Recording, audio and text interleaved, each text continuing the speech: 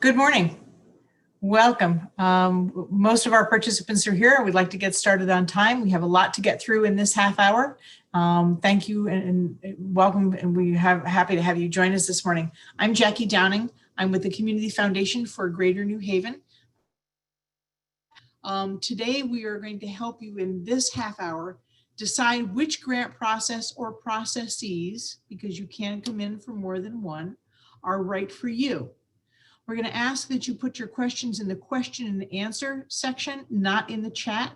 It'll be hard in a half hour to manage looking at two different places. So if you could, please put your questions in the question and answer box.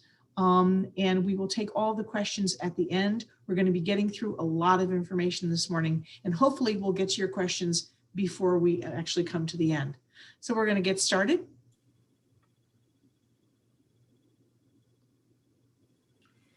Good morning, everyone. My name is Valerie Nightiganji. I'm the program officer at the Valley Community Foundation. Welcome, and thank you, Jackie, for working with me to put this program together on this morning. For those of you who joined us last week for the grants orientation webinar, some of this information may seem the same, and it is. We felt it was important enough to go over it again. So this is one of those times, and this slide is something that I presented last week and will present again this morning. Before you even come to us for a grant, us, the collective, the Community Foundation for Greater New Haven and the Valley Community Foundation, us, please make sure that you do your research. There are a lot of variety of sources of information out there, websites. There's a lot of reports that are out there, the community index for both New Haven and for the Valley.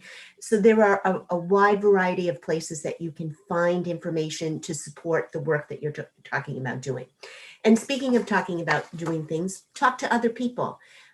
Find out if there is that need out there in the community for the work that you're talking about doing.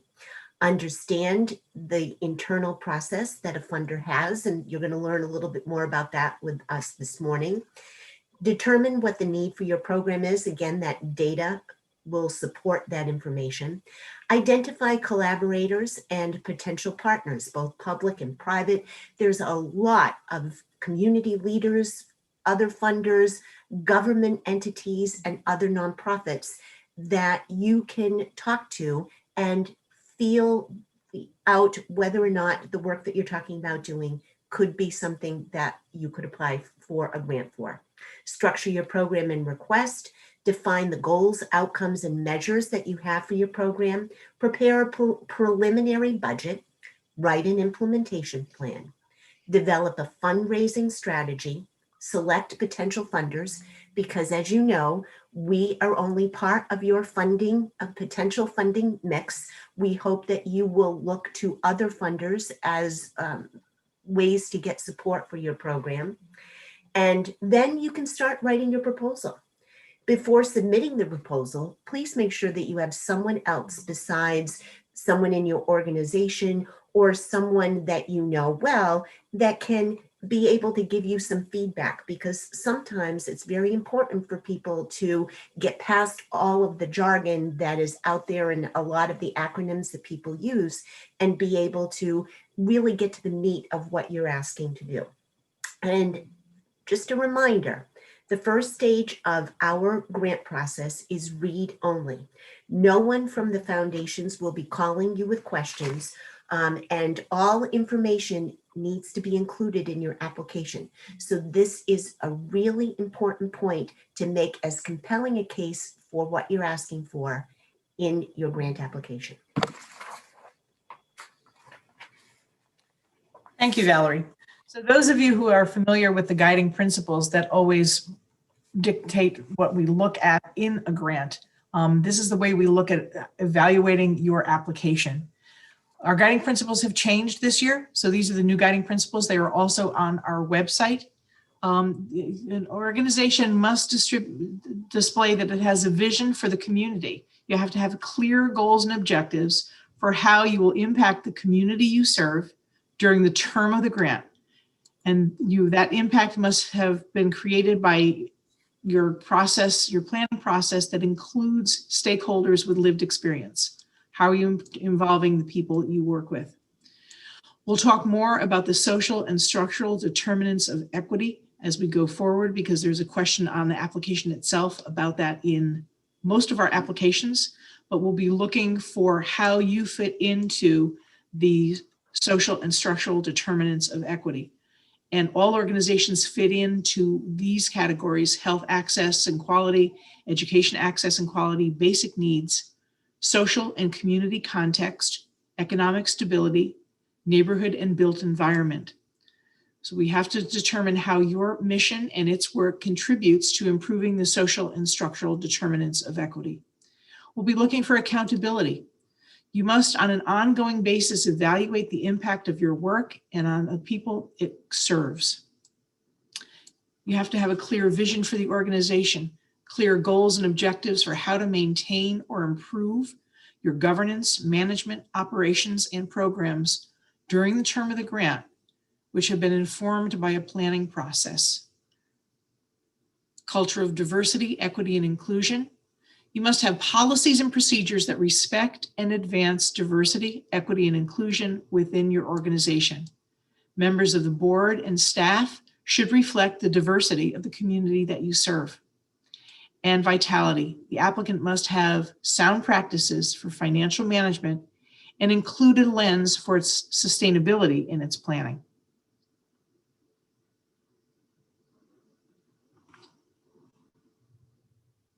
You're muted, Val. Now we're going to talk about competitive grant eligibility.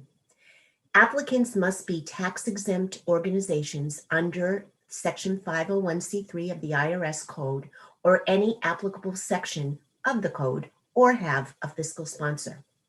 Applicants must also provide services in at least one of the 20 towns or one of the community foundation's catchment area, or one of the 5 valley towns for a VCF grant, but can be located outside of the 20-town region. The 20 towns include Ansonia, Bethany, Branford, Cheshire, Derby, East Haven, Guilford, Hamden, Madison, Milford, New Haven, North Branford, North Haven, Orange, Oxford, Seymour, Shelton, Wallingford, West Haven, and Woodbridge.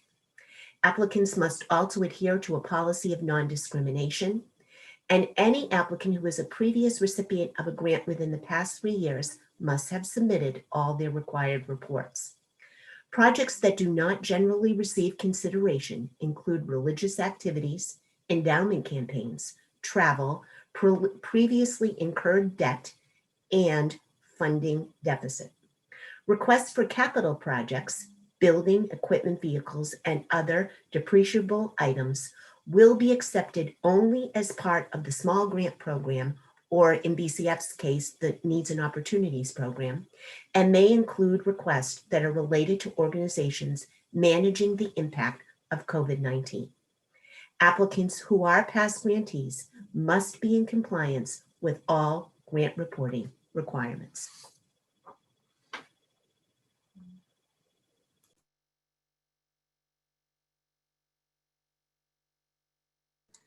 Thank you, Val. So as we move through this presentation, we'll be talking about the different types of applications that are available for you at this time. We want you to keep these questions in mind as you're going through this presentation to see where you fit in with the grant making. It is possible to come in for more than one. We'll talk about which ones are exclusive, but you can come in for more than one application.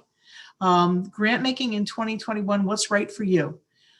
Deadline versus rolling. Some of the grant opportunities we'll talk about have application deadlines. Others are open applications at any time or a rolling process.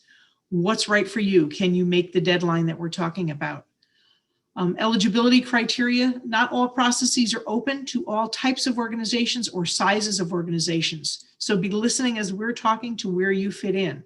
If you are an organization that has an operating budget over $2 million, you may not apply for a small grant. So you will be limited to the responsive category. As the grant award size goes up in your level of funding, so does the level of competition. So apply for what you need. If you can achieve your goals with a smaller grant, consider a process that might be more favorable and give you a faster answer. What type of funding do you need? All of our responsive grant making is general operating support, which is totally flexible. It can be used for just about everything. Small grants can be, you can use an application in capacity building, program, or general operating support. We'll talk more about those in the New Haven presentation. When do you need the funding? Along with application deadlines, there are also different turnaround times for grant awards. How quickly do you need an answer? When do you need to start using the funds? Remember that previously incurred expenses cannot be charged to grants. So if you're doing a summer program and you're not going to get a grant that starts until August 1st, you may not be getting the money in time to support that summer program. So think about when you need to spend the money. And do you want one-year funding or multi-year funding? Responsive grants can be multi-year applications, so you can have better planning. Most of them are 2 or 3 years. If you want that kind of stability and ability to plan, that may be your best option. If in this uncertain time you want a one-year application and feel better next year that we'll have some more stability, come back for a multi-year opportunity then maybe a one-year grant is better for this year. So we're going to talk first about all of the applications that are available for both the Valley-based nonprofits and the New Haven-based nonprofits, or the New Haven and Valley serving organizations, anyone in this region. This is the list of different types of grants that we offer. Responsive grants. Responsive being we do not have an agenda, we don't have priorities. Responsive is we will respond to any nonprofit organization that's working in our 20-town region.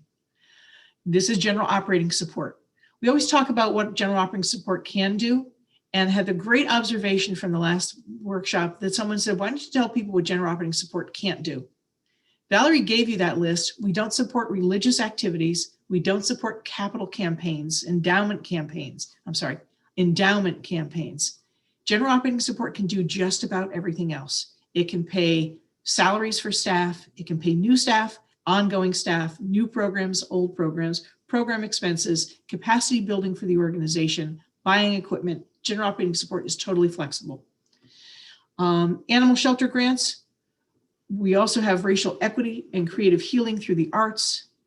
BIPOC-led, that's Black, Indigenous, and people of color led leadership cohort, which comes with a small grant for the organization, and a consultant support program. We're going to talk more about these as we go through the slides.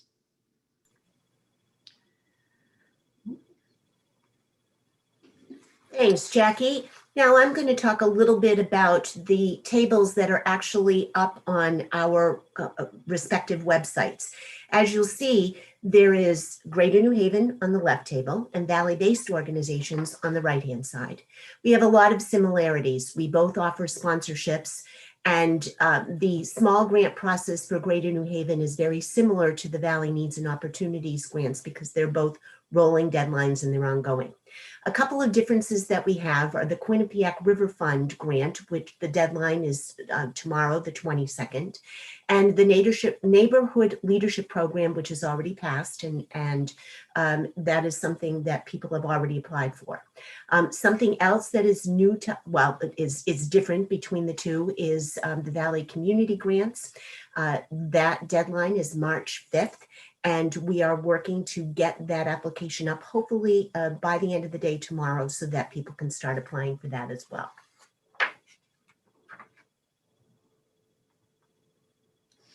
We also want to talk to you a little bit now about responsive grants, and we're going to be talking more in the next segment about our entire responsive grant program.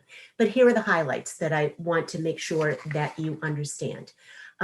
As Jackie was saying, it is the ability to provide flexible sources of support to your organization. You don't need to have a particular area to use it for or what it will be applied to. It's exactly what it says. It's general operating support. In order to be flexible and responsive as possible, it is important for both of the foundations to consider GOS, right? So we are very committed to making sure that this is going to happen.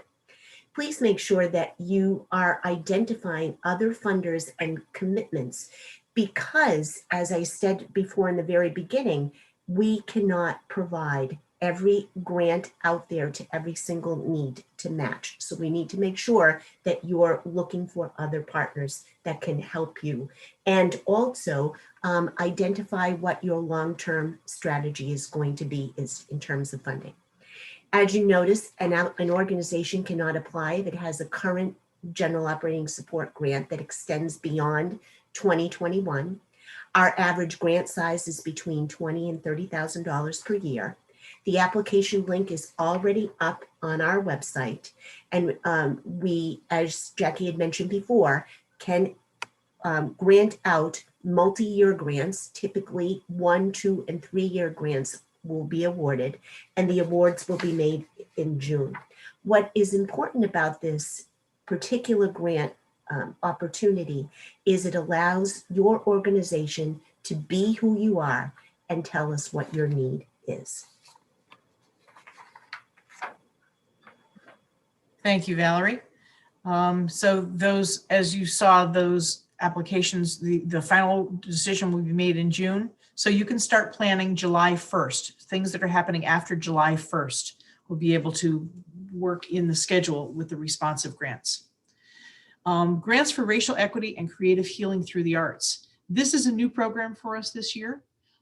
These are to help Valley and Greater New Haven organizations employ local artists at a living wage, maintain and create connections with audiences and supporters, collaborate with Black, Brown, and Indigenous artists to support creative and equitable recovery in our region, and create an anti-racist organization which actively contributes to an equitable arts ecosystem.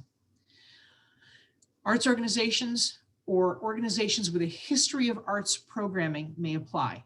If you're just beginning an arts program, as part of what you do in some other sector of the nonprofit world, this program is not for you. You have to be an arts organization or an organization that has an existing arts program. Awards will range from $5,000 to $20,000 for each of 2 years. There will be additional support for administrative expenses above and beyond that based on the staff size. And there will also be additional support to actively engage your board, staff, and volunteers in anti-racism training for all the nonprofit organization and for the artists that you work with. Projects may be things like public conversations that break down issues, programs that center on BIPOC culture and history, programs that bring disparate groups together to co-create, new collaborations, activities that fight isolation through community. So dealing with the isolation of COVID, perhaps in the senior population, perhaps in the youth population, opportunities for collective mourning, comfort, and healing, projects that supplement or complement the public school curriculum to engage youth. The applications are a rolling process. The application itself will open up on February 1st, and you can apply at any time after February 1st. There is no deadline. So if you're not ready with your project now, but you will be mid-March, there will be an opportunity to put the application in at that time. We are working with the Arts Council of Greater New Haven, and we have assembled a panel of artists, arts administrators, arts patrons, and others to come together to review the applications. So it will be a peer review of these applications. There will also be a video component in these applications. So if writing is not your strong suit, but talking and showing are, there will be an opportunity for you to answer some of the questions through a video instead of a narrative. There will also be some written questions that will be required, but the bulk of your application can be a video, and we can talk more about that when we do, when we're talking about the program, the actual programs later. And the panel will meet monthly to make their award decisions. Those will then run through the community foundation, and those awards will go out shortly after that. The application will be available after February 1st. The BIPOC-led leadership cohort. This is about the training of Black, Indigenous, and people of color as leaders in the nonprofit sector. This is not really about strengthening individual organizations. This is more for a person who is a number 2 or in the administration or a program director or even an executive director of a nonprofit that would like to have mobility within the nonprofit world. So if you are a BIPOC founder of an organization that you would like to strengthen, this is not really the program for you. This is a program for those who would like to find employment at other nonprofits in the sector, to give you the skills, the network that you need to be very successful as nonprofit executive directors in the world. This is leadership development, professional and personal development as a leader. Eligible organizations are in the Valley or in Greater New Haven. The organization should be either BIPOC led or BIPOC serving organization. We'll be bringing 10 to 12 people into the first cohort this year.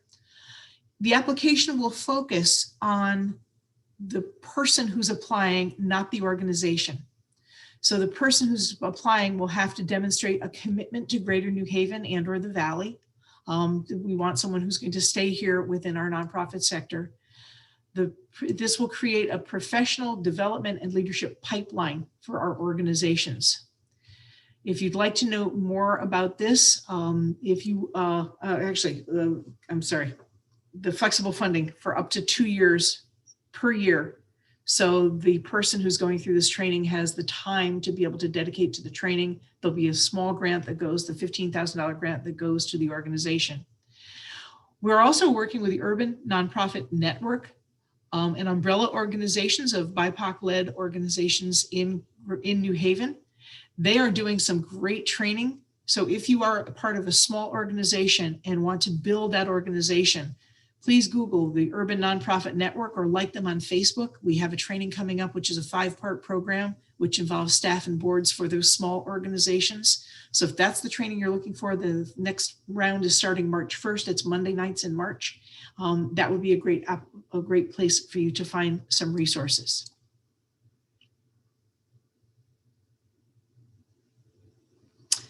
And now we're looking at the consultant support program. This is a program, again, for Valley or New Haven organizations. This is for discrete projects. This funding should not be used as part of a larger engagement with a consultant. For instance, we won't pay $1,000 on a $10,000 strategic plan.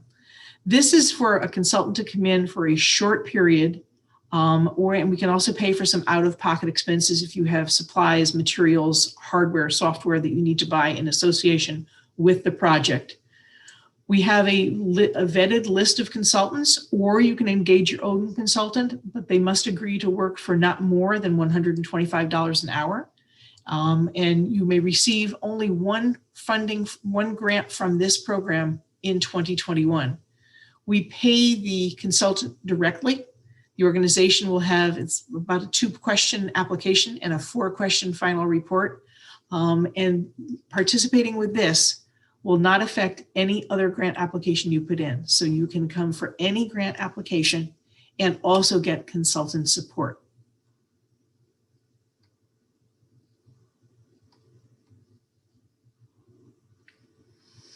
Okay, Greater New Haven. This is just the Greater New Haven organizations now.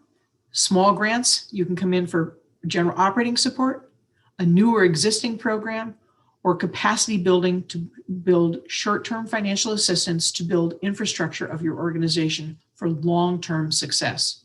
You can also use the small grant in capacity building for capital expenses. This is available to organizations with operating budgets of less than $2 million.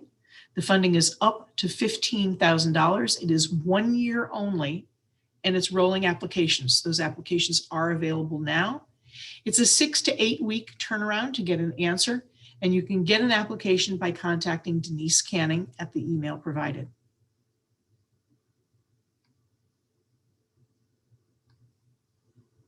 And sponsorships. Sorry, I skipped that one. Sponsorships. Due to COVID, we're only doing virtual events.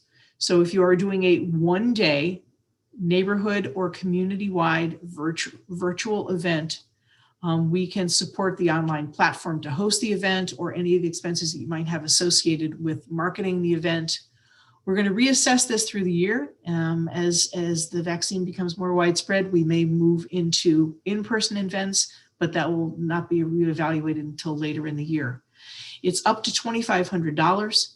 They're rolling applications. It's about a 3 to 4 week turnaround. Again, with this, it does not affect any other application you put in. So if you're going for a small grant, you can also ask for a sponsorship for a particular one-day event.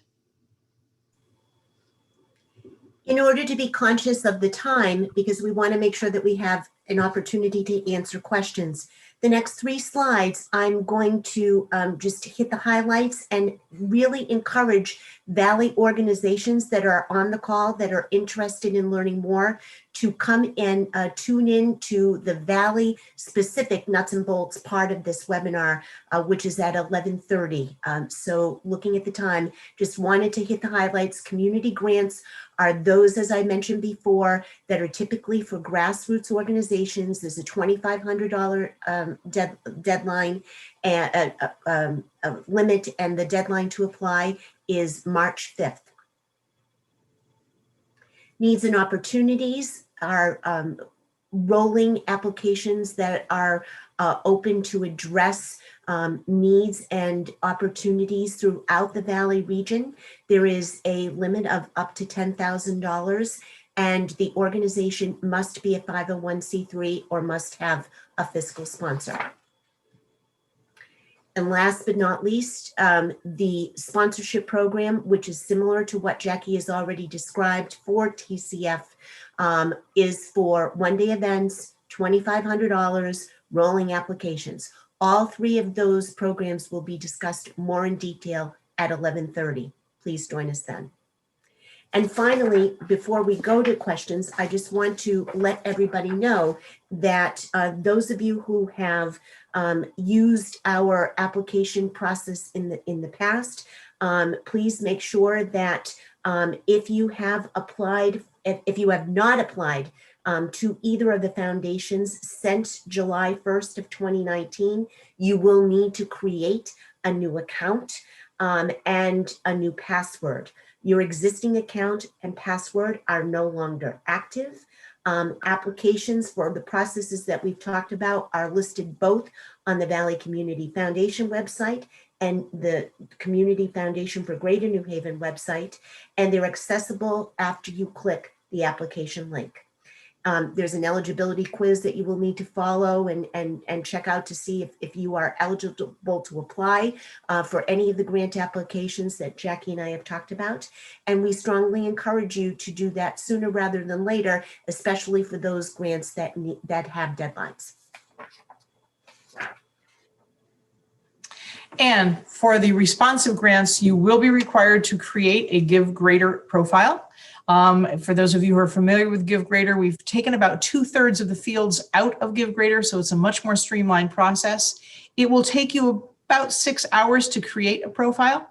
And you can do that at any time. You can work on it piece by piece between now and the deadline. The deadline for getting the Give Greater profile completed is February 18th, which gives us 1 week before the February 25th deadline for the grant application to be sure that your profile is complete. Going to move, we only have a few questions. I'm going to put this research page up so you can see. Valerie, I'll let you take this slide while I read through questions. Thanks, Jackie. So as you see, there are several resources that are available to you, Jackie and I, obviously in our respective roles for both New Haven and the Valley. Sarah Fabish is available for general questions. Denise Canning can help not only answer general questions, but provide any kind of technical assistance, especially the login information that I just described through our new Blackbaud grant making system. Kara Strawn can help you with any questions that you have about reporting and evaluation. And Stephanie Chung is going to be available to answer any questions that you have for the Give Greater profile, which Jackie just described. And we only have 4 questions. I think we can get through them very quickly. So if you're joining us for the second piece of this webinar, welcome. We will be just taking 1 extra minute to answer some questions. For the responsive grant GOS funding, what is the estimated project start date be? That would be July 1st, because you will get an answer in June for the funding for the responsive general operating support grants.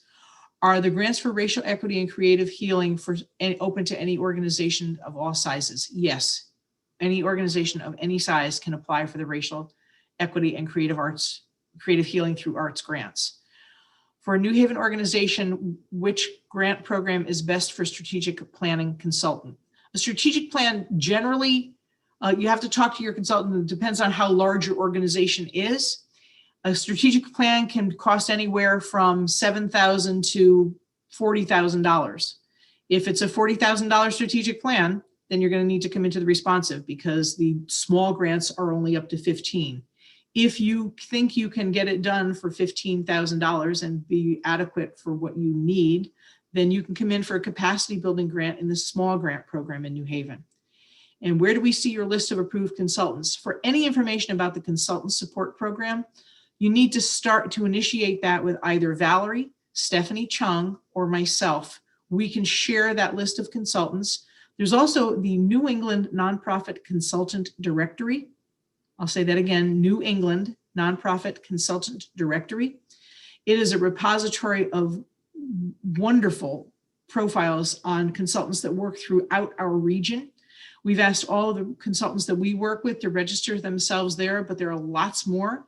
The consultant support program will pay for any consultant you engage with that meets your needs. It does not have to be someone from our list, but if you need help in deciding what consultant to use, Valerie, Stephanie, and I can share a list with you of those that we have close connections with and talk about which consultant might meet your need.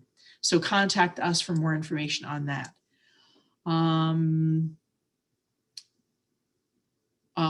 We are a small Shelton-based organization. How do we determine if we should apply for a responsive grant or other grant from VCF?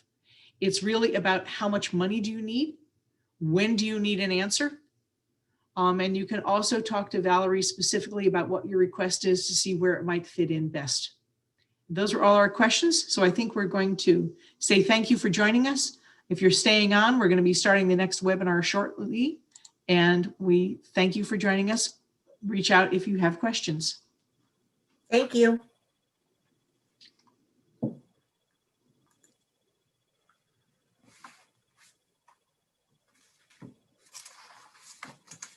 We're going to be getting started on the responsive webinar shortly. We ran a little bit over. We apologize. We wanted to make sure we got to all the questions.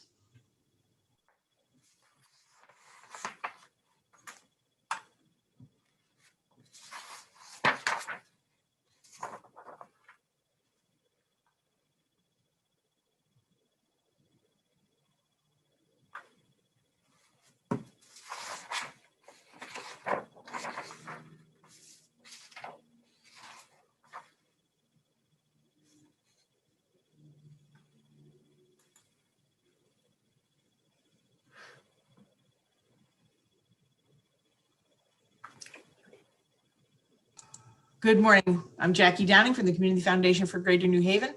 We're getting started on this piece of our nuts and bolts webinar. This is specifically about the responsive general operating support grants. This is one door, Community Foundation for Greater New Haven and the Valley Community Foundation. So this is a combined process.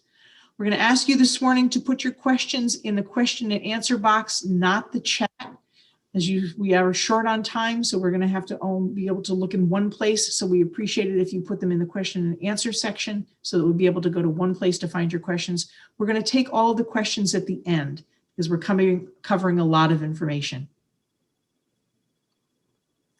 Good morning, everyone. My name is Valerie Knight-Ganji. I'm the program officer for the Valley Community Foundation, and I'm going to walk you through the competitive grant eligibility for the General Operating Support Grant.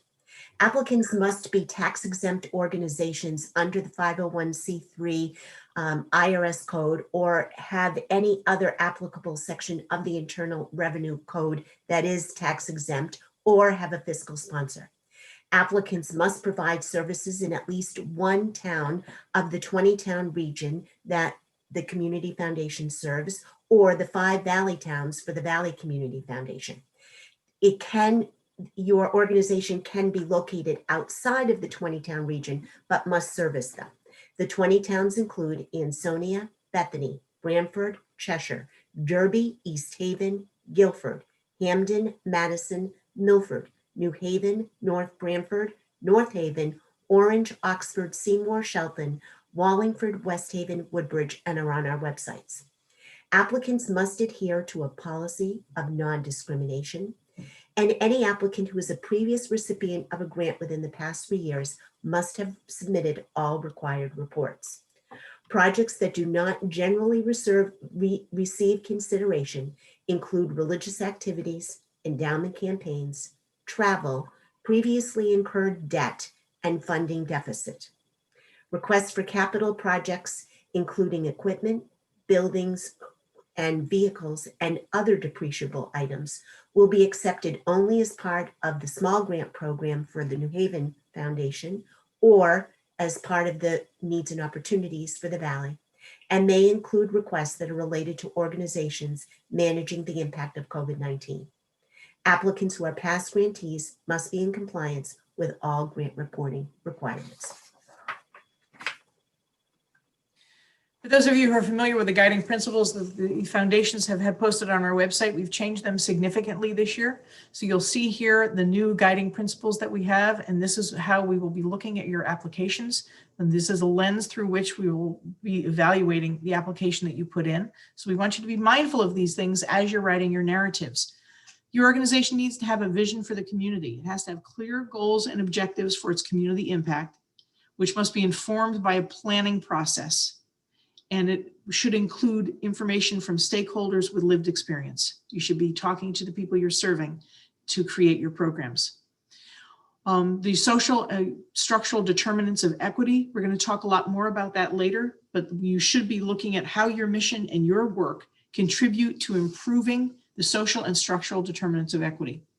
Accountability, you should be looking at an ongoing basis of evaluating the impact of your work and on the people that you serve.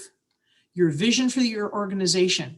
You have to have clear goals and objectives for how you maintain or improve your governance, management, operations, and programs during the term of the grant, which again has to be informed by a planning process, like a strategic plan. You need to have a culture of diversity, equity, and inclusion. You have to have policies and procedures in place that respect and advance diversity, equity, and inclusion within your organization, and a board and staff that reflects the community that you serve. And vitality. You have to have sound practices for financial management and include a lens for sustainability in your financial planning. For the general operating support grants, applicants must have a published GiveGreater.org profile. An organization cannot apply if it has a current GOS grant that extends beyond 2021. The average grant size is between $20,000 and $30,000 per year. These dollars are intended to be flexible sources of support. You do not need to identify the particular use that you will be applying it to. We have really focused on general operating support in order to be flexible and responsive to the needs of nonprofits in the greater New Haven and Valley communities. It's also important, as you see, if the average grant size is between $20,000 and $30,000 per year, for you to identify other potential funders, potential partnerships with other organizations, and wherever it makes sense for you to be able to do the work that you need to do with the money that you need to do it with. And to that point, please develop a long-term funding strategy. General operating support grants can be used to support ongoing or new programs and services, as well as administration and infrastructure. It allows an organization to be who they are. General operating support grants do not have a maximum request, but as you see, most of the average grants are between $20,000 and $30,000. And we do have the ability to offer 1, 2, and 3-year grants that are awarded. As you can see too, the application is available on both www.cfgnh.org and www.valleyfoundation.org. Okay, and I want to remind folks that if you have a responsive grant, a current multi-year responsive grant that ends in 2021, like a program grant that you've gotten in the past, this is the time to switch over to general operating support. If you have a responsive grant that goes past 2021, you are not eligible to apply for a responsive grant this year. Thanks, Jackie, for adding that in. Here's the timeline for the General Operating Support Grant. Applications are now available, as we've already mentioned.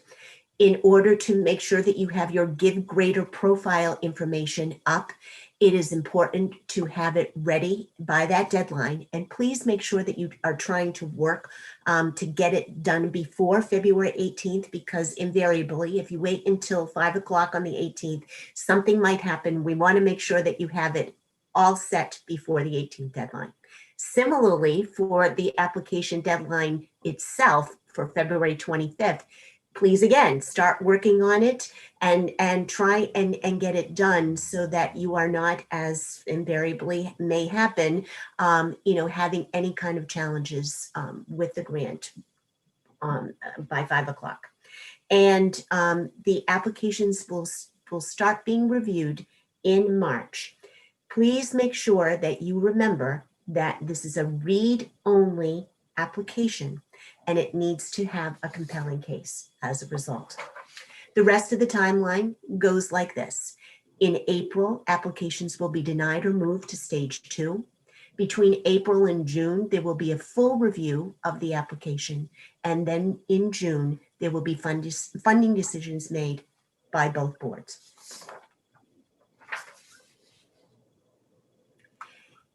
Please remember that if you have not applied to either of the foundations since July 1st of 2019, you will now need to be able to create a new login and password in our new Blackbaud grant making system.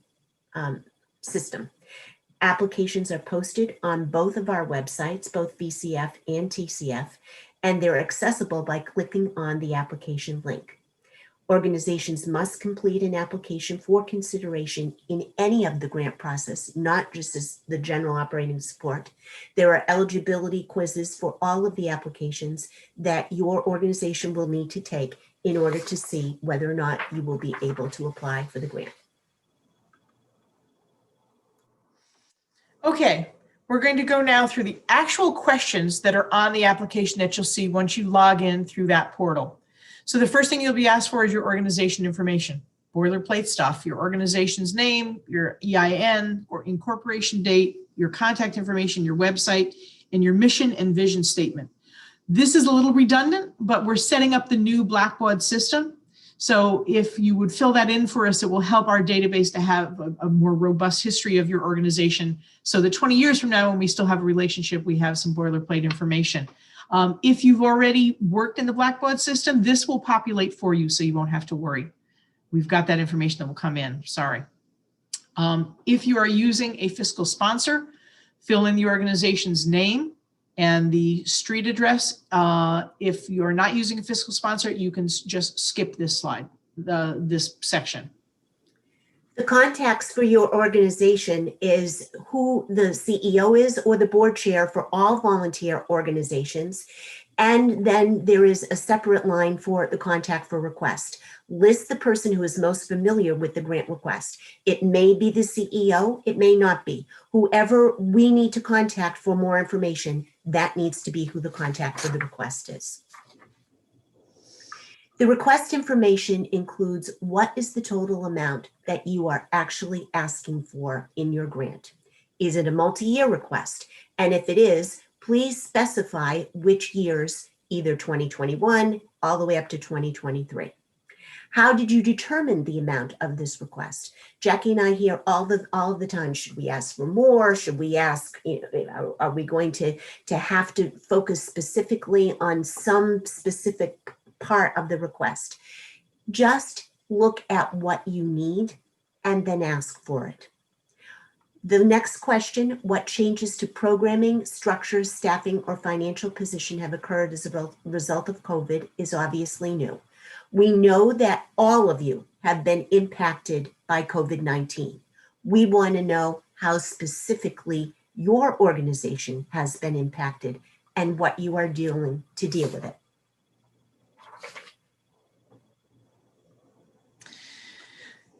So this is the most substantive part of the application.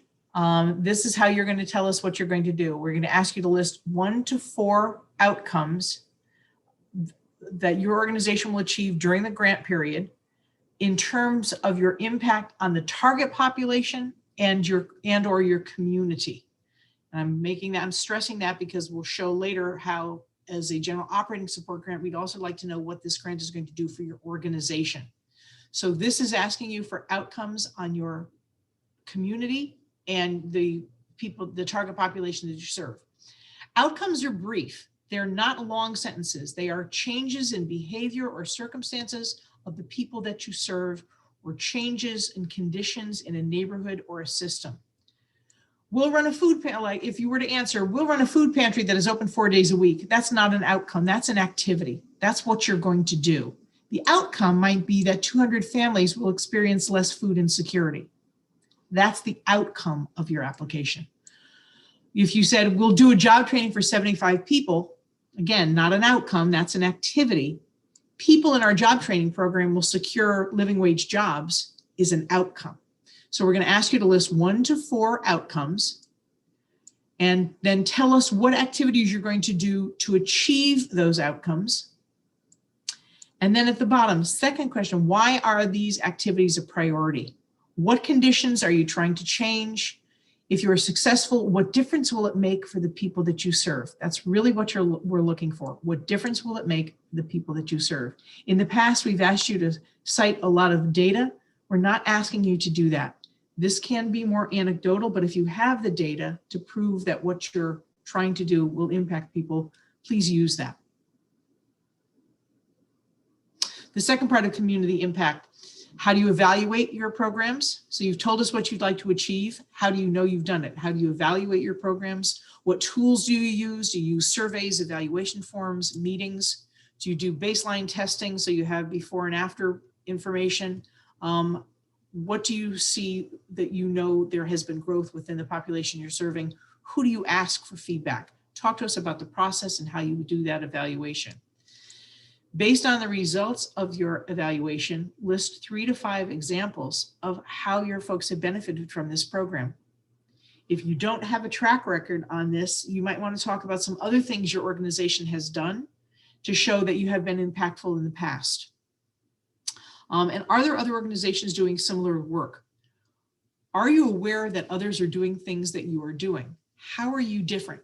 Why is there a need for your program if someone else is already doing this? There's probably a very good answer for that, but you need to at least be aware of others that are working in your space. The foundations are prioritizing the social and structural determinants of equity, as we mentioned before. We're going to go over what those are, but there are 2 questions related to that. Which of the areas, which is just check off, and you can check more than one. And then how does your organization intentionally address these areas in the work as it relates to the impact of COVID-19, racism and gender equity? These are the social and structural determinants of equity. They're on our website, so you can go through them more thoroughly. And I think you can find yourself somewhere within this, all types of organizations. So obviously healthcare access and quality, health organizations, mental health organizations are all going to be here. Support organizations for health issues are also going to be there. Education, access, and quality. Again, educational opportunities, early childhood organizations, literacy, those that support high school graduation, college searches, educational attainment. Those are education access. So check that box. Social and community context.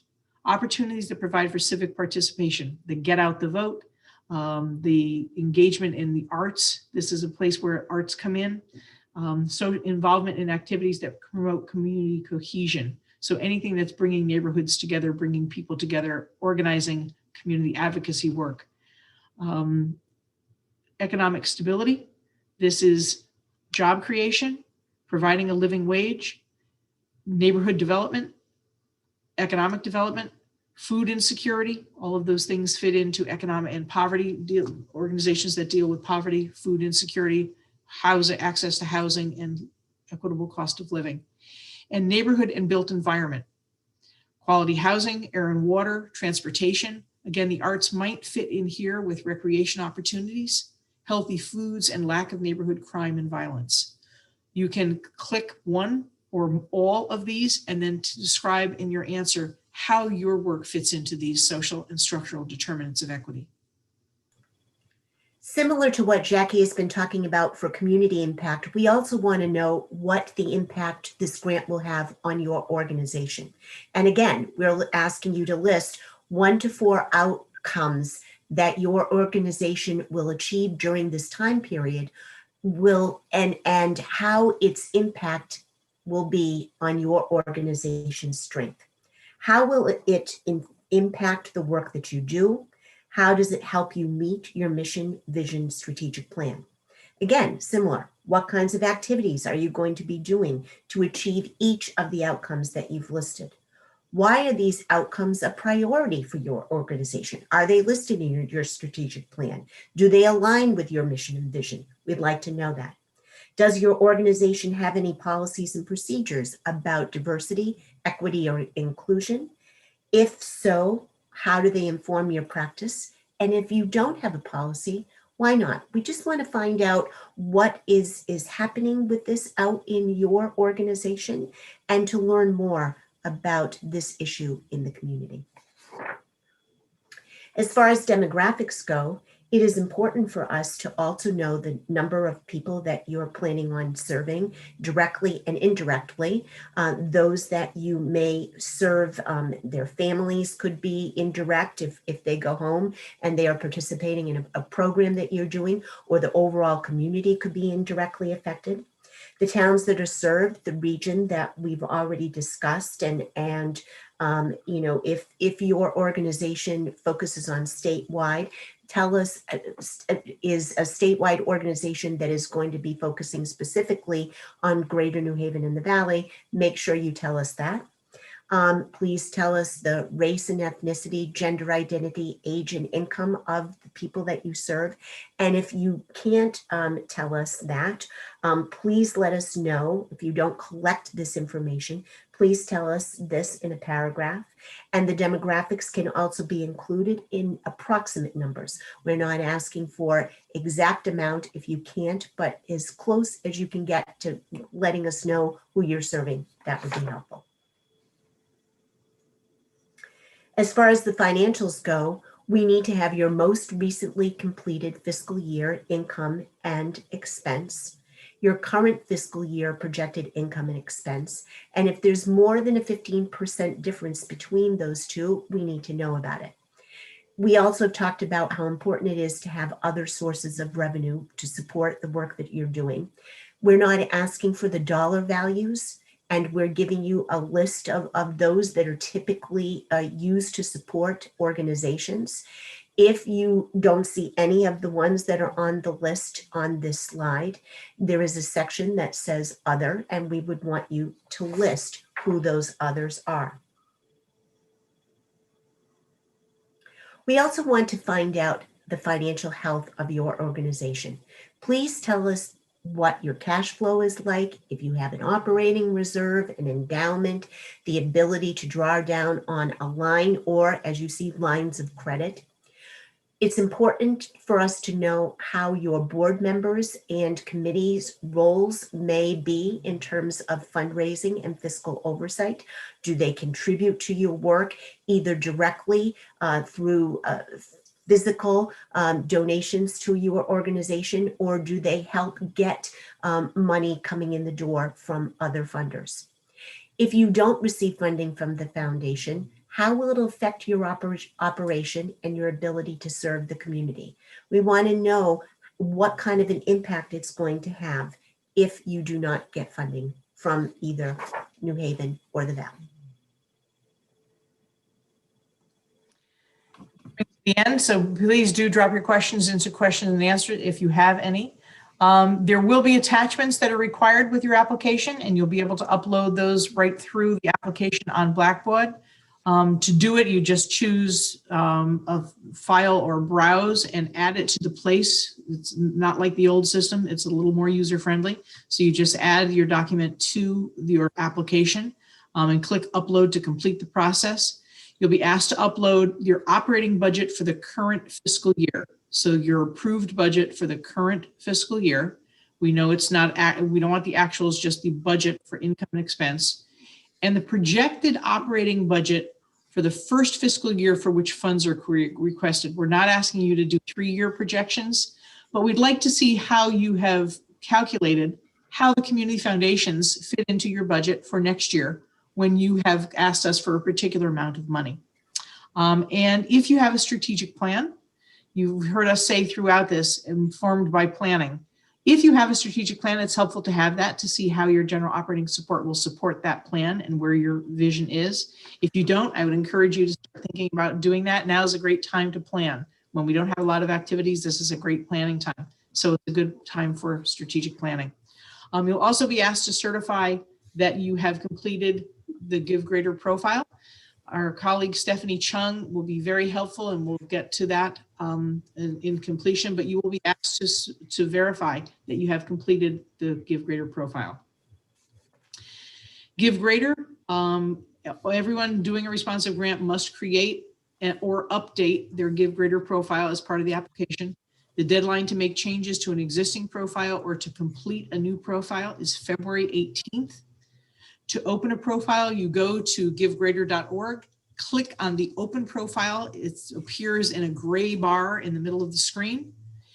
Create whatever you're going to create, add your information, take time to do that. And when you think you're done, be sure to click the submit button. That triggers a notice to Stephanie so she knows to go in and check your application. So be sure to click that. And if you have any questions along the way, she'll be very helpful. And here's Stephanie's contact information. The reporting process. Thank you, Stephanie. The reporting process. If you are successful in getting your responsive grant, there are some conditions that you will have to follow. There will be a submission of an annual report toward your outcomes. So what becomes your terms of grant are the outcomes that you've created. We have a chance to tweak those if times have changed, but you create them and you live into those outcomes. So you have to give us a report at the end of the year as to how you've worked toward those outcomes. You have to update your Give Greater profile at the end of the year, and subsequent years of funding are conditional based on the performance and progress toward the stated outcomes. That does not mean if you fall a little bit short that your funding will not come through. It just means that perhaps we need to revisit what your outcomes were to make them more realistic. As conditions change, so does the impact of an organization. We understand that, but we'd like to be able to stay current in understanding what you're facing. Now we're going to get to questions. And I'm going to script that slide to go straight to the resources page. Thank you, Jackie. So as you see, there are a variety of folks that can help you with answering, hopefully, as many questions as we can as you walk through this process. As you know, Jackie and I are available both for Greater New Haven, Jackie, me for the Valley. Sarah Fabish is available for general questions, Denise Canning for tech support and general questions. Kara Strawn will hopefully help you with any reporting and evaluation questions. And as has already been said, Stephanie Chung can help you not only with Give Greater, but also for the consultant support program, which Jackie and I have can answer for you as well. Stephanie, I think you were going to check the questions for us. So what do we I see we only have 2. If you're joining us for the 3rd webinar, thank you. We'll be with you in just a moment. We have 2 questions to answer. So there are 2 questions. The first is, can you please give an example of an organizational outcome that hasn't been, this question hasn't been seen on an application before? Organizational outcome might be the board of directors is more deeply engaged in fundraising based on the training that we've done. The board is more diverse and reflective of our community and the board is welcoming 2 new members. It might be that you completed a new personnel manual and staff is feeling more engaged and more motivated and more supported because of a new personnel manual being developed. Could be a new financial management system that was brought in through the funding is allowing you to create better reports for your board and for your funders. Those are some of the examples. Thank you, Jackie. The last question we have, would attachments 1 and 2 be the same, say the 2021 budget? No.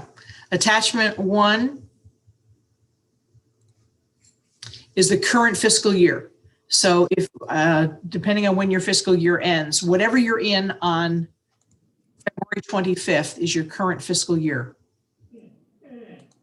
Your projected operating budget for the first fiscal year for which funds are requested, if you're in a fiscal year on February 21, that is your 21, but on 25th is your 21 budget, and your fiscal year ends on June 30th. We want to see July 1 through next June. So we want to see the year that you're in now, even if some funds will be used during your current fiscal year, that's okay. We want to see the projection for the next complete fiscal year after the one you're in currently now. I hope that made sense. And that's all of our questions. Yes, thank you, Jackie. Thanks, Steph. That's helpful. Okay, we're going to move on to the next presentation. So while I'm getting that up, I'm going to switch over and we'll be talking about the Valley coming up. So we hope we have a lot of Valley folks joining us.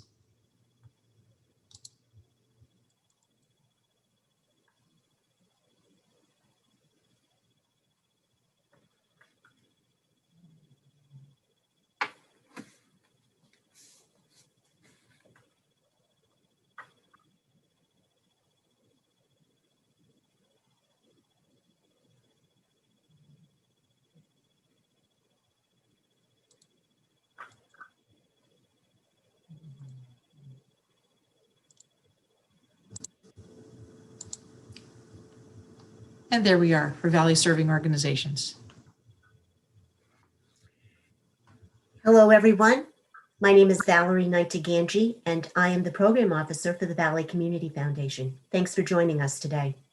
I'm going to walk through the competitive grant eligibility that you will need to have in order to apply for a competitive grant through the foundation.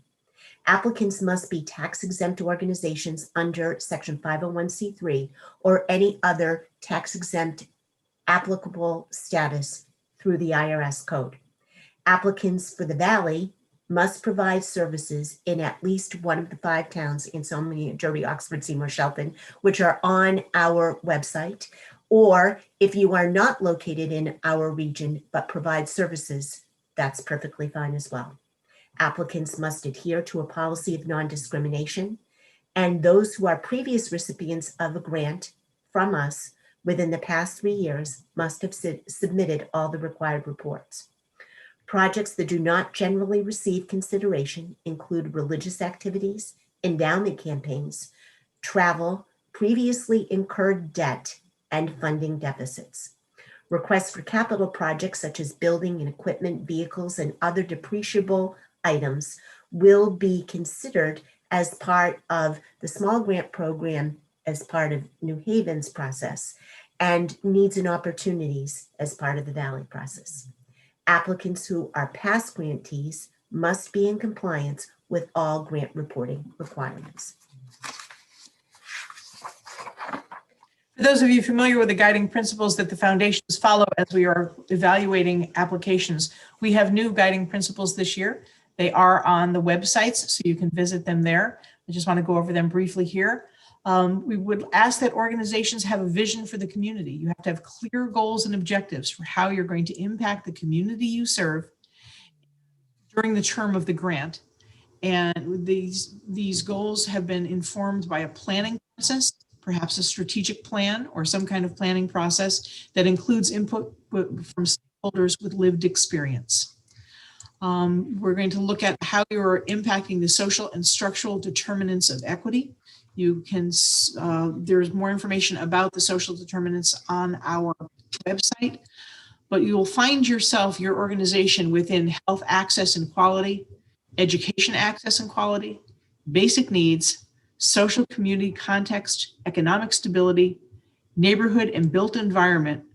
You have to determine how your work contributes to improving the social and structural determinants of equity. We're going to be looking for accountability on an ongoing basis. How do you evaluate the impact of your work and the people that it serves? We're going to be looking for the vision for your organization.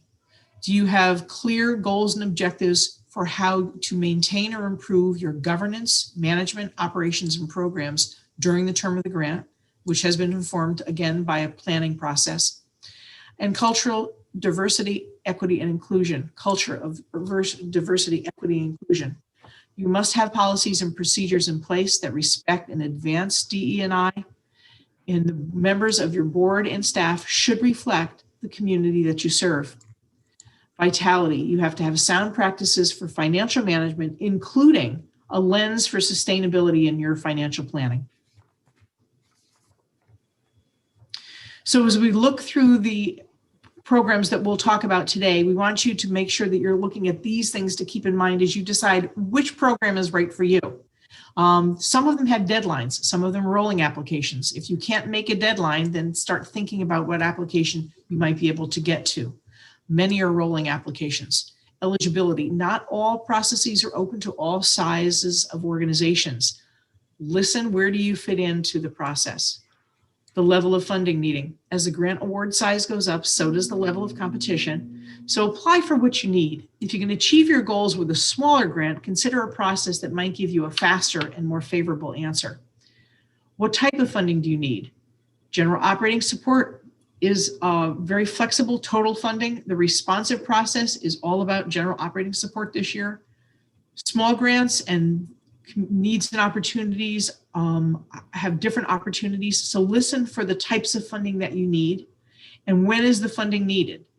Along with application deadlines, there are different turnaround times for the grant awards. When do you need the funds that you're going to spend?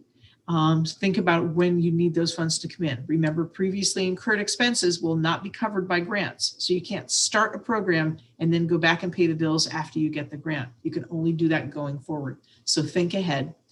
And do you want a one-year or multi-year grant? A responsive grant can be multi-year, but most are 2 or 3 years. If you want this kind of stability and ability to plan, a responsive grant might be the right way for you to go. So here's the list of opportunities that are open as one door for the Greater New Haven and Valley-based organizations. The responsive grants, those are the larger operating grants. Animal shelters, if you are an organization with an animal shelter, there we have an opportunity. Racial equity and creative healing through the arts, BIPOC-led leadership cohort, and a consultant support program. We'll talk more about these. Sorry. Thank you, Jackie. Now we're going to talk about competitive grant opportunities that are specifically focused for Valley-based organizations. The first one with the deadline is Valley Community Grants, and they are due March 5th. That application, we are hopeful, will be up by the end of the day tomorrow. Please keep checking our website for that. Valley sponsorships are ongoing, as are needs and opportunities. And you will notice that we have also included information about our Valley COVID-19 Response and Recovery Fund. This is an ongoing fund. It's a partnership with the Valley Community Foundation, the Valley United Way, the Greater Valley Chamber of Commerce, and the Valley Health and Human Services Council. The current focus for that application is on vaccination support. Community grants for Valley-based organizations. These focus on those grassroots organizations that are working on civic engagement. They're available to the 5 Valley towns that I described before, and they are available to organizations with 2 or fewer full-time equivalent staff members. So if you can have a staff member or volunteers, perfectly fine. For this particular grant, you do not have to be a 501c3 or equivalent, but you must have a valid checking account. Up to $2,500 is available in the community grants process. And as I mentioned, the deadline to apply is March 5th. The application is available on our website, hopefully, as I said, by the end of the day tomorrow, beginning next week. Needs and opportunities are similar to the New Haven Small Grants Program. These are our rolling grant applications that are up to $10,000.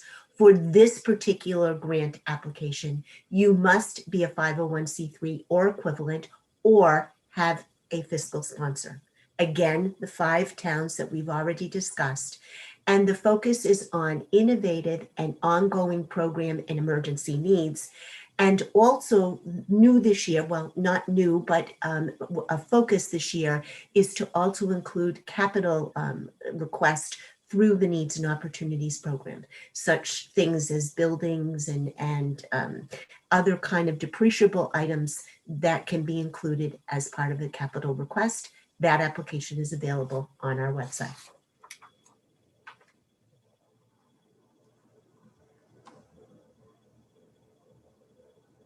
Sponsorships, again, for Valley-based organizations, focus on typically one-day events. However, if you have a series of events that you're planning on having, you can see that we will sponsor that for up to $2,500.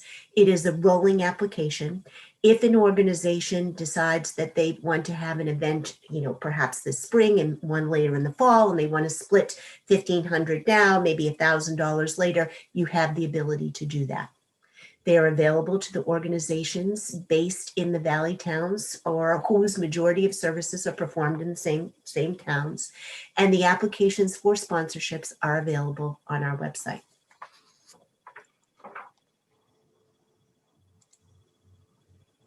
Here's a little bit more information about the Response and Recovery Fund. As I mentioned, it is a partnership with all of the organizations that I previously described, and as a committee that reviews those applications as they come in.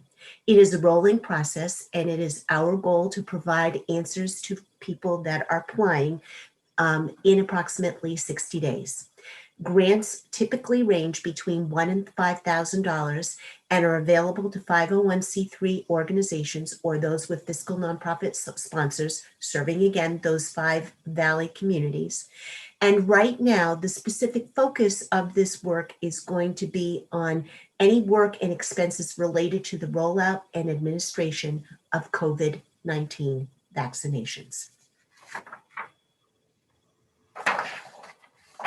Okay, I'm going to talk about the Consultant Support Program, which is a program that we administer together, Valley and New Haven, and that's available for anyone. I'd also like to mention, if you have questions, we are going to take questions at the end. Please drop them into the question and answer box. That way we can monitor them there and be ready to go with them at the end of the presentation. The Consultant Support Program is for short-term, discrete projects where you'd like to work with an expert on a project. It's not to be used as part of a larger project, so it won't pay for $1,000 of your $10,000 strategic plan. But if you need some IT help, some marketing help, a fund development person, a grant writer to do a short-term project, not an ongoing grant writer, but like one project. This is the kind of thing where you can apply to the Consultant Support Program for the consultant's time. You can also apply for a small amount of other out-of-pocket expenses like hardware or software or materials that you might want to buy in association with the project. You can choose from a vetted list of consultants that we have, or you can engage your own consultant. The trick is they must be able to perform their work for not more than $125 an hour. We will not pay a higher rate than that. So we ask that you comply with that. Organizations can only receive one of these grants per year. So we ask that you choose the project wisely. We pay the consultant directly. We'll pay the organization for any out-of-pocket expenses, but the consultant gets paid directly. It's a very short application, 2-question application, a 4-question, how did you do final report that comes in at the end. And taking this grant will not impact your eligibility for any other grant program.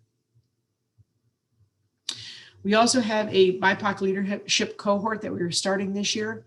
This is for people who are currently in leadership positions of nonprofits, executive director or program director, development director, finance director. We'll be taking a cohort of 10 to 12 people in 2021. This is not for a person of color who has started an organization who wants to make that organization stronger. This is for a person of color who would like to have mobility within the nonprofit sector and would like that professional and personal leadership development training to be able to move into increasing responsibility positions throughout the nonprofit sector. This application will be evaluated on the person's demonstration of their commitment to Greater New Haven and the Valley. We want folks that are going to stay in our area.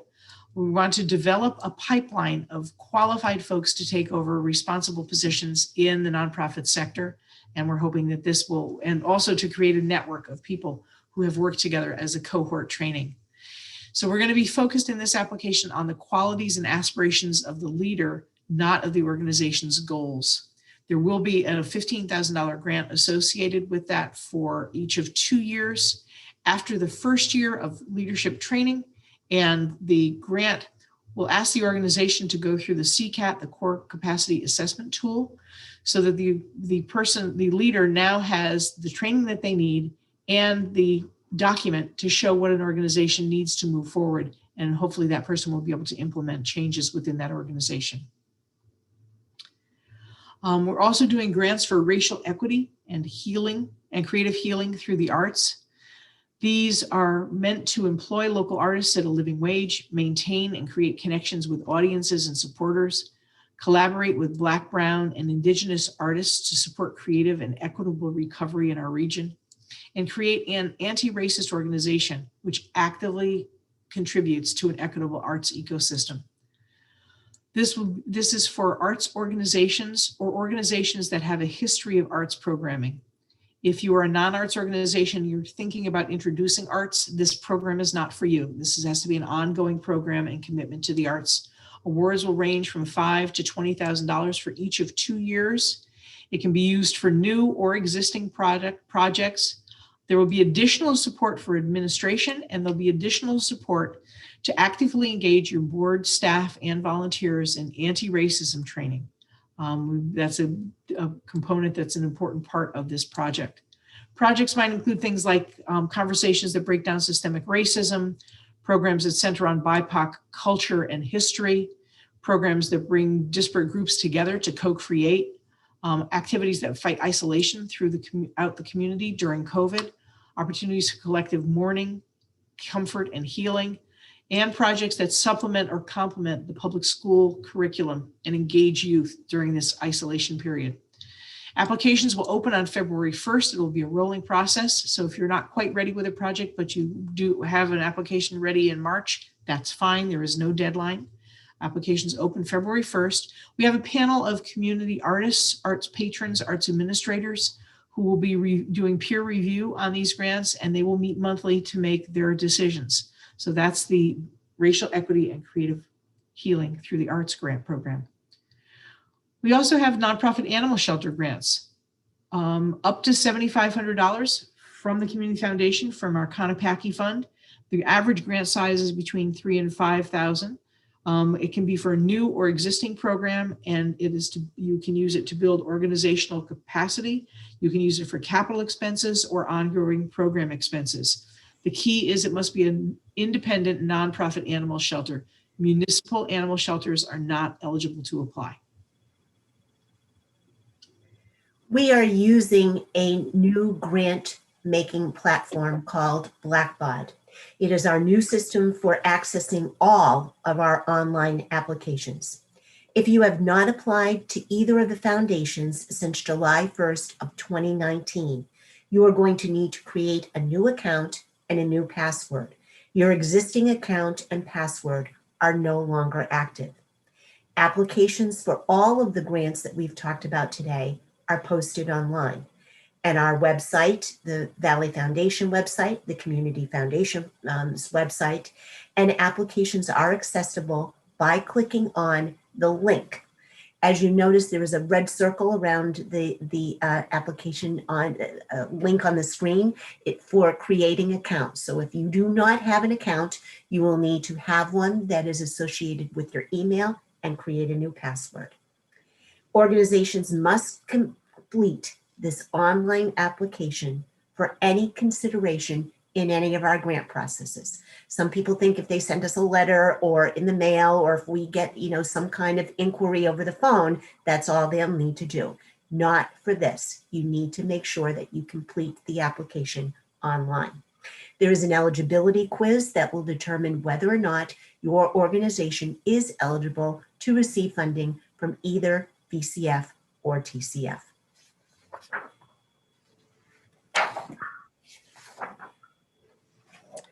And we're on to the questions section. I'd like to move to the next slide.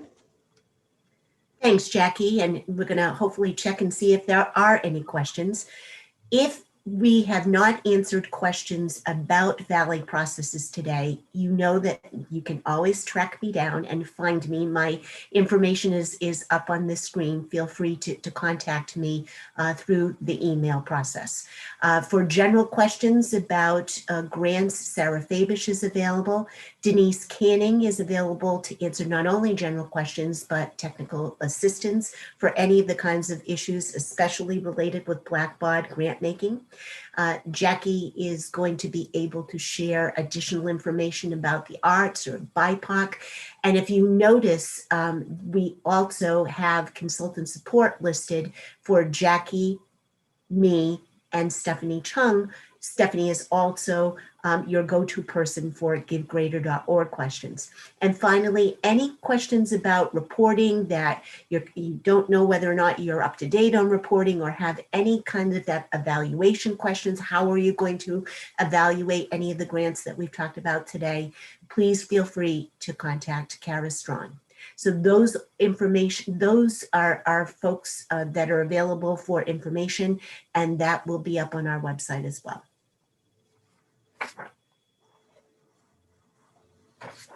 So we do have one question that came in.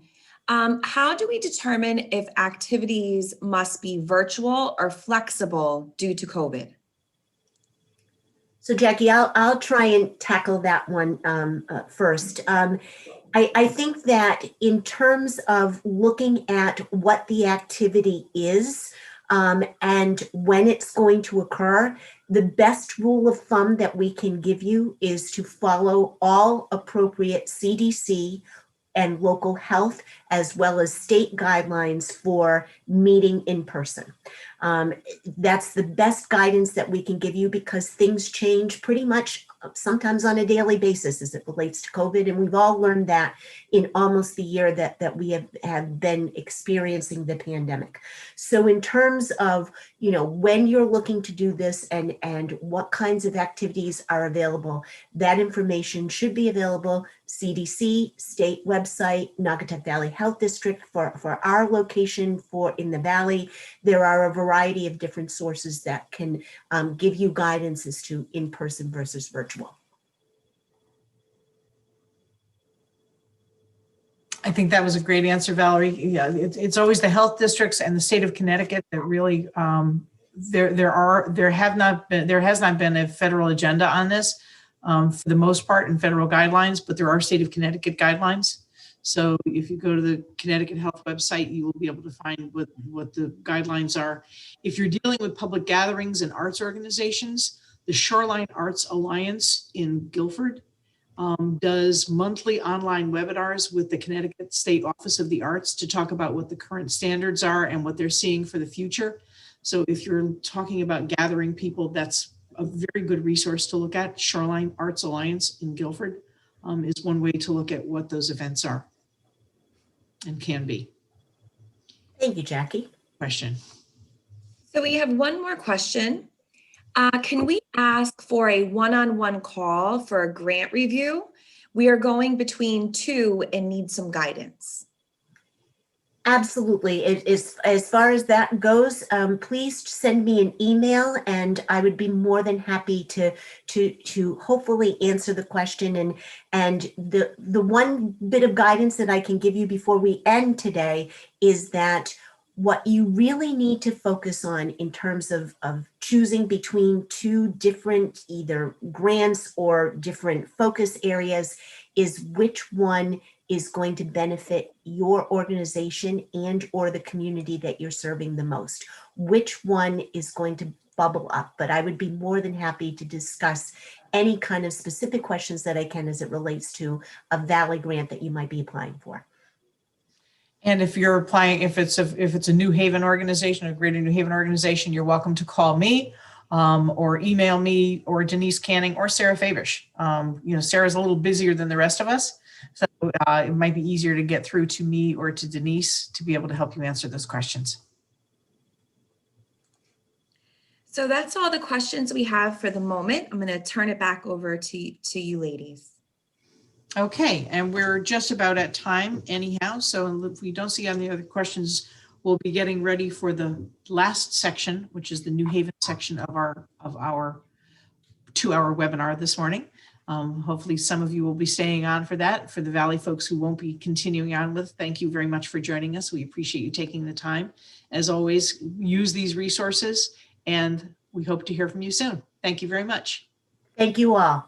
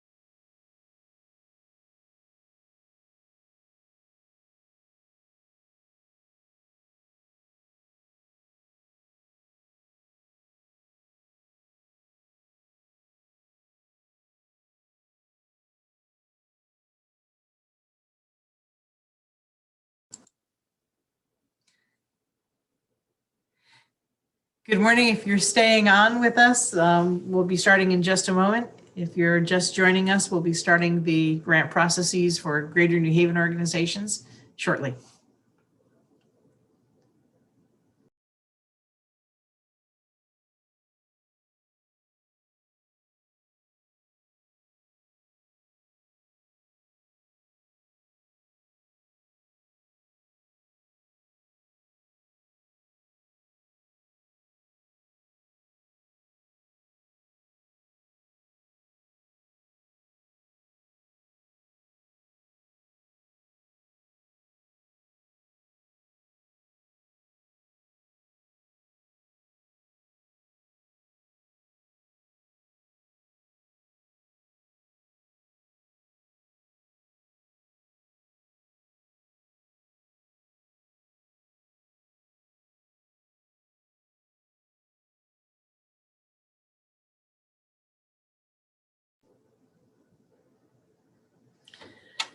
Good morning.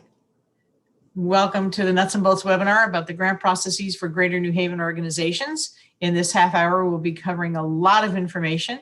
If you have questions, we're going to ask that you write them in the question and answer box, not the chat.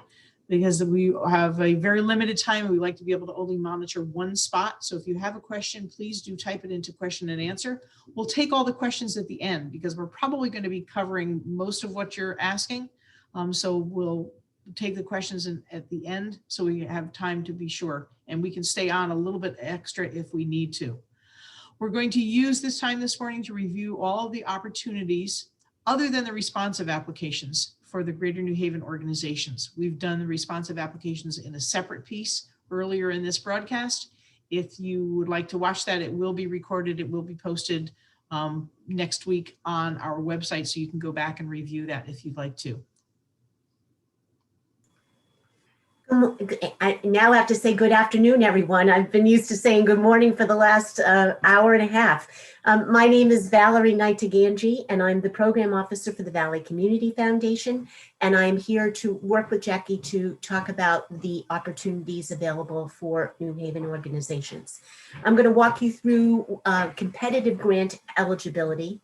Applicants must be tax-exempt organizations under the 501c3 IRS code or have an applicable version of that IRS section. Applicants must provide services to at least one of the 20 towns in the Community Foundation's catchment area, which is listed on the Community Foundation's website. Applications must adhere to a policy of non-discrimination, and any applicant who is a previous recipient of any grant within the past 3 years must have submitted all of their required reports. Projects that generally do not receive consideration include religious activities, endowment campaigns, travel, previously incurred debt, and funding deficits. Requests for capital projects, such as building, equipment, vehicles, and other depreciable items, will be accepted only as part of the small grants program and may include requests that are related to organizations managing the impact of COVID-19. Applicants who are past grantees must be in compliance with all grant reporting requirements.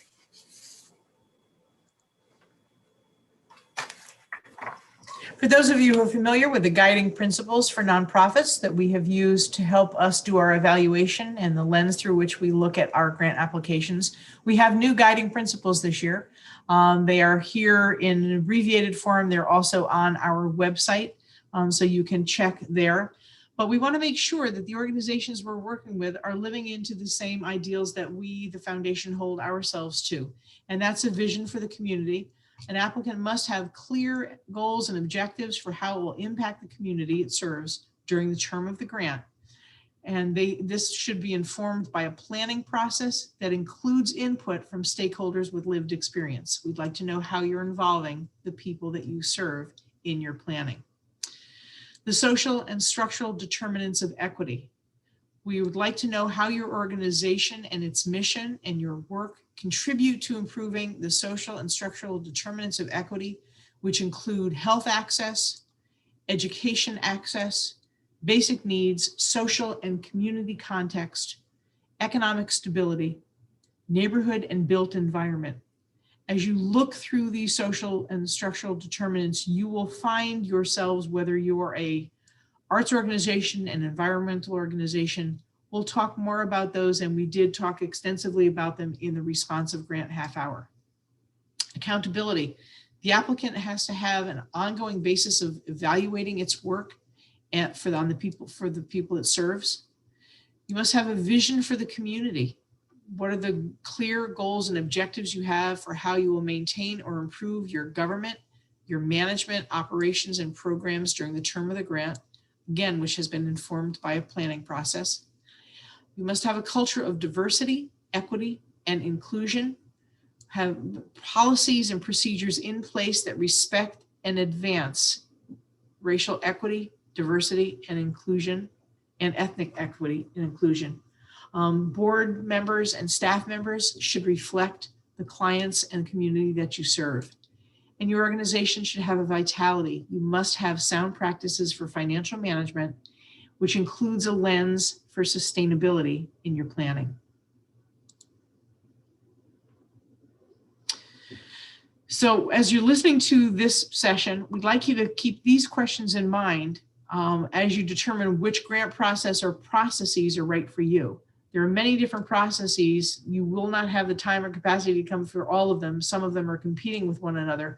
So as you're listening, listen for the deadline or rolling processes. Some have applications deadlines, some are just open. Understand which you would like to be able to get into and whether or not you can meet the deadlines. Look for eligibility criteria. Not all processes are open to all types and sizes of organizations. So where do you fit in? What's appropriate for your organization? What's the level of funding that you need? As the grant award size goes up, so does the competition. So apply for what you need. If you can achieve your goals with a smaller grant, consider a process that might give you a faster and more favorable outcome. What type of funding do you need? Responsive grant applications this year are all general operating support, totally flexible funding. If that's what you need, then general operating support might be the way to go. But small grants are for program or capacity building or general operating support. So you can come in a variety of ways for small grants, lower level of funding, 1 year, but still flexible opportunities. When do you need the funding? Along with application deadlines, there are different turnaround times for different grant processes. How quickly do you need an answer? When do you need to start using the funds? And remember, previously incurred expenses cannot be covered by grants. So if you start a program in April, get the grant in July, you can't go back and cover the expenses for that program. You can only cover going forward. And do you need a 1 year or multi-year grant? Responsive can be multi-year, and most are 2 or 3 years. If you want this kind of stability and ability to plan, it may be your best option. But if you're in a tentative year and not sure what the future looks like, you may want to go for a 1 year application and come next year for a multi-year opportunity. So these are the list of grants that we have that are specific to New Haven and the Valley, that are shared, New Haven and Valley.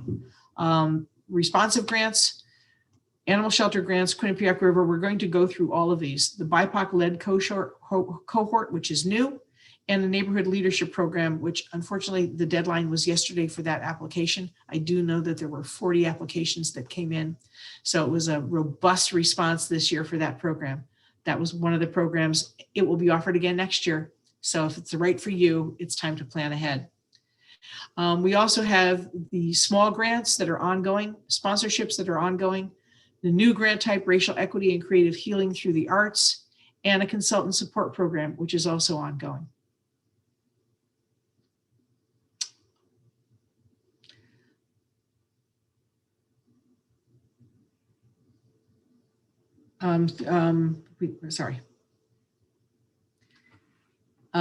So these are the nonprofit animal shelter grants. If you are a nonprofit animal shelter, you can apply for up to $7,500 from the Conapackey Fund.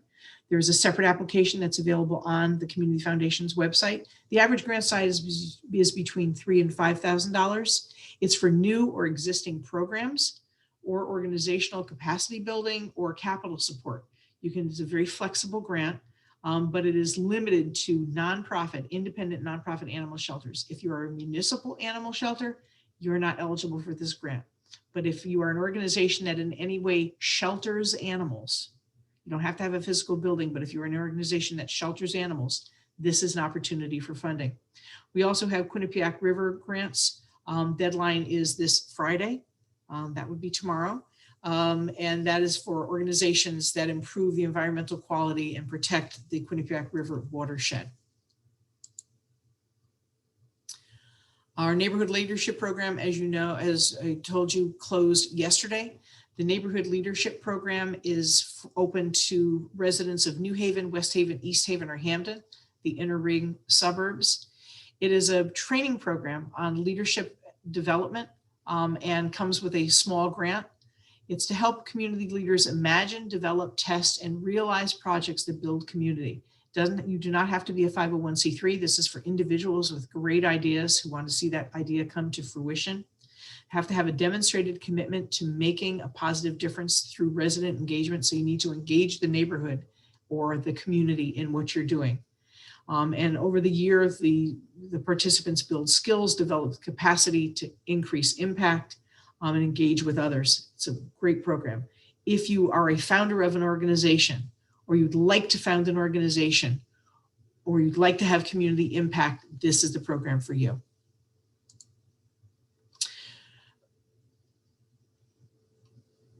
The BIPOC-led leadership cohort is different than neighborhood leadership. This is for the person who's currently in the leadership position in a Greater New Haven or Valley organization, an executive director, a program director, a development director, or a finance person. We're going to be accepting 10 to 15 people in the cohort this year. The person must demonstrate a commitment to Greater New Haven. We'd like to do this training and make sure that this person is going to stay within our community. We're doing it to help create a pipeline of qualified professionals to take over the nonprofit world. So this will be professional development as well as personal leadership development for the participants. There is a small grant up to $15,000 that will go to the participating organization to help release some of that person's time.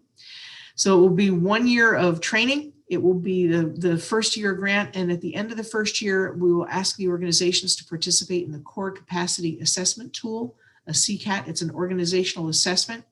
So we'll have this nicely trained new person who has a network of friends that he or she can work with, who can then lead in their organization the work of the organizational assessment to see how they can improve the conditions in their organization. We're hoping this will be someone who has aspirations that want to move to other organizations. So we're looking for folks that are looking for mobility. The application will focus on the qualities of the leader, not the organizational goals.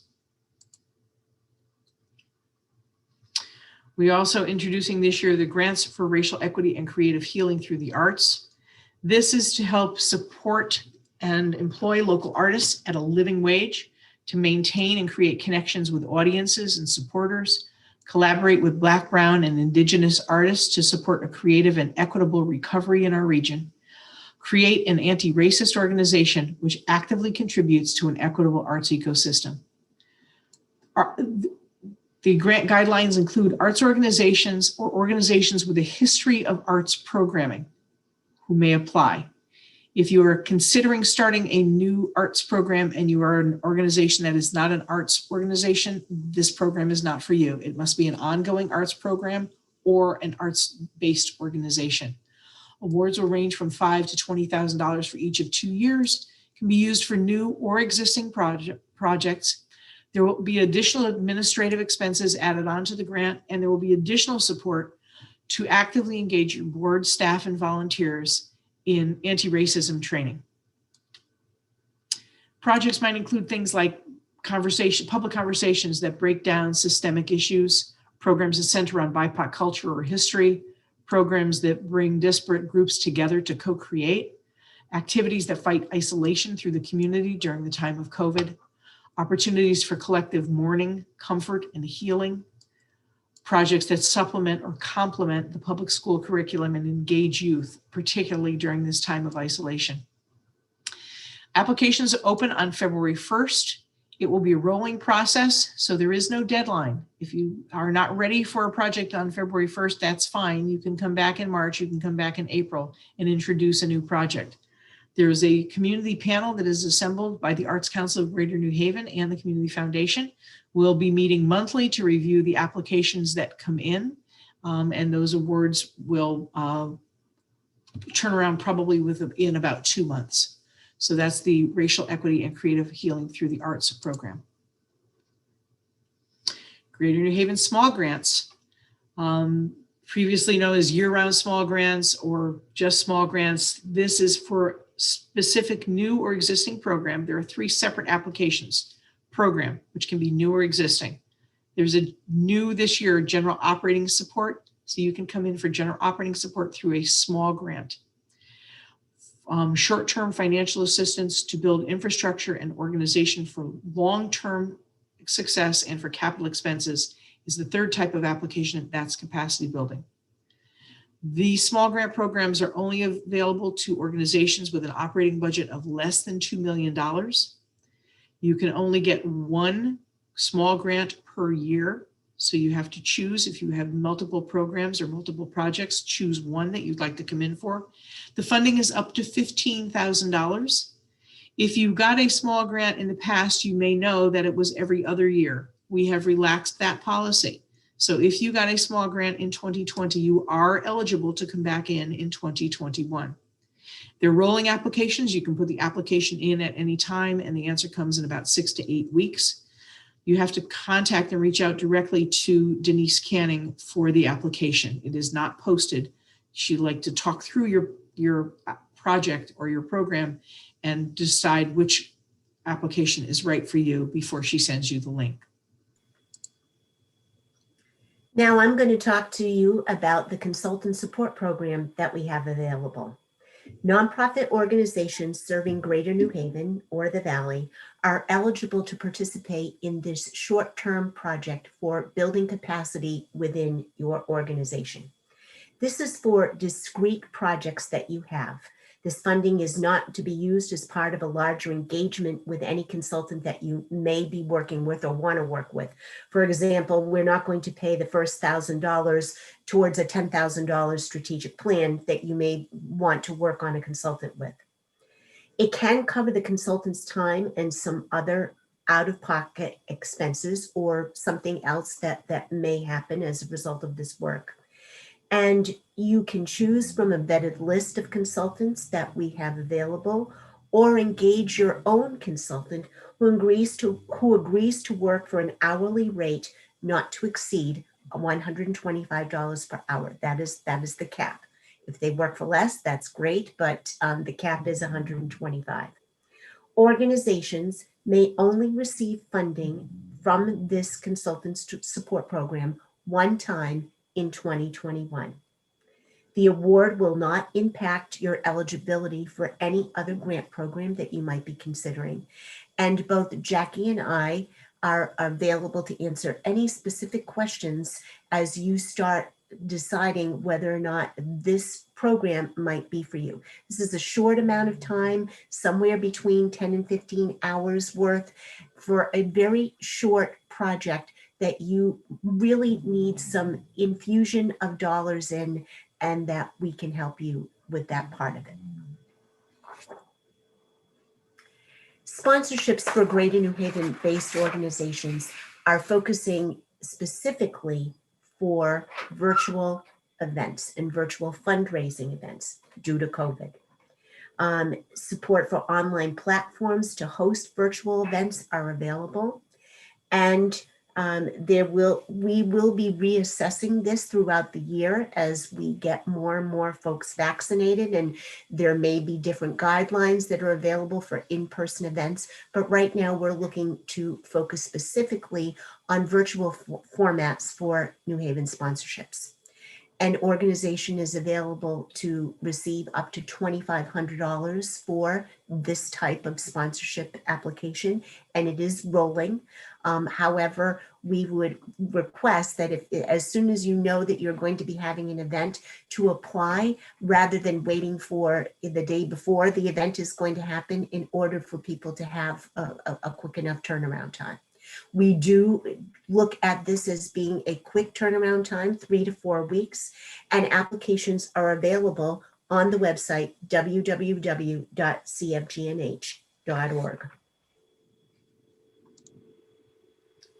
For those of you who have been working with us for the past year and plus, you know that we have looked at changing our new grant-making system and have converted into Blackbaud Grantmaking. It is our new system for accessing all of our online applications. For those of you who have not applied to the Community Foundation for Greater New Haven or the Valley Community Foundation since July 1st of 2019, you're going to need to create a new account and a new password. As you can see, there is a red circle around the question that asks create a new account. That's what you're going to need to do, and to create a new password that is associated with that. If for any reason you forget your password, you can always click on that link, and there are a series of questions that you will answer in order to get back in and access the application. Applications are posted on both the Community Foundation for Greater New Haven's website, as well as the Valley Community Foundation website. Applications are accessible by accessing this application link, and they must be completed online in order for any grant to be considered in any of the processes that Jackie and I have described today. It's important for you to note that simply submitting a letter or calling, making a phone call is not going to substitute for creating an online application for a grant that you are interested in receiving support for. There is also an eligibility quiz that your org will need to take in order to see whether or not you are eligible to receive funding for whatever process that you're applying for.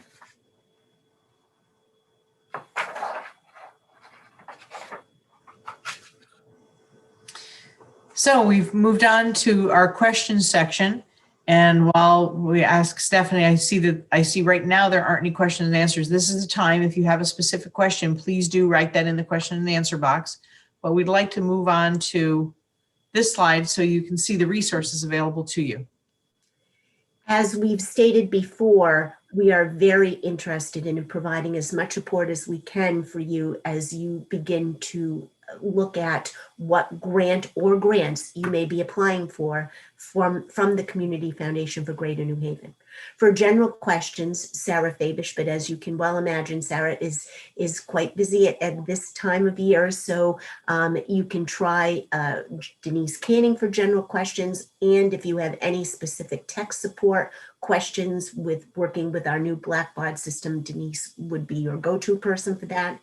Jackie is also available for any kind of general questions that you have, and specifically for the arts grants, BIPOC cohort, and that consultant support program grant application that I discussed a little while ago. I can also help you with questions about consultant support, as to Stephanie Chung. And Stephanie is your go-to person for any questions you may have for Give Greater. And Kara Strawn is available to answer any kind of questions that you have for reporting, evaluation, or outcomes that you may be working on as you put together your application to us.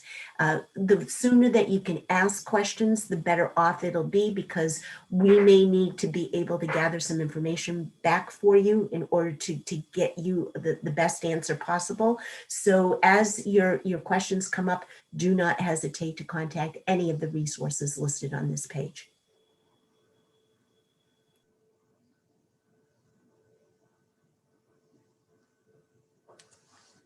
We'll give it just a minute more for questions. And if you need to jot down this contact information, you can.